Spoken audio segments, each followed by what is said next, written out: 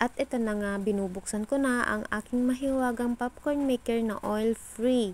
Matagal na itong nakatago sa karton at hindi ko pa siya ginagamit. Or hindi ko pa siya kahit minsan ginamit ngayon lang. What if itry ko kaya na gamitin itong aking oil-free popcorn maker kung anong magiging lasa ng aking popcorn. Bali, bilog yung saksakan, buti na lang universal yung aking pinakabit or biniling saksakan. Binili ko siya sa Shopee at mura lang naman.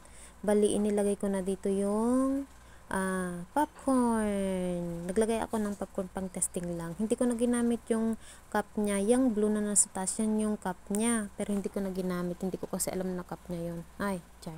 First time ko kasi.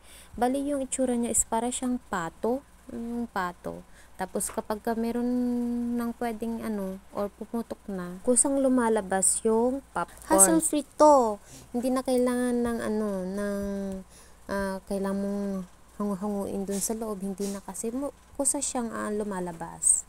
Tapos may mga nilalabas yung mga hindi pa naluto, ganon. Kinukuha ko naman. Tapos nilalagay ko sa baso. And then, pwede pa rin iluto yun. Puputok pa rin yun. Effective naman siya. Talagang pumuputok at wala yung mantika, ha? Wala tong mantika. Hindi ko nilagyan to ng mantika sa loob. Pero yung surface niyan is sobrang hot.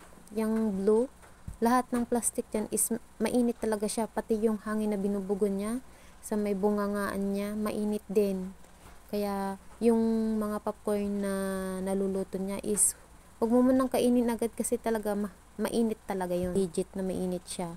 Kaya kapag kapatayin mo yung yung switch on at saka switch off niya or hawakan mo para patayin, ganun.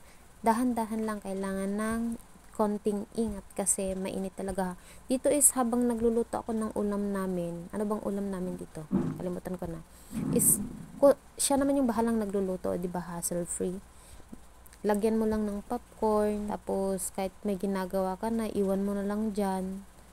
O di nakakapagluto na siya. Hindi ka pa matatalsikan ng mantika. O diba? O asang ka pa. Sobrang amis ng mga bata nang nakita nilang nagluluto yan ng popcorn. Habang nakaluto is kumakain na kami. Kaya kaunti na lang yung natira nung talagang tapos nang naluto. Kinain na kasi namin yung iba. O diba? Hindi pa naluluto pero natitira na.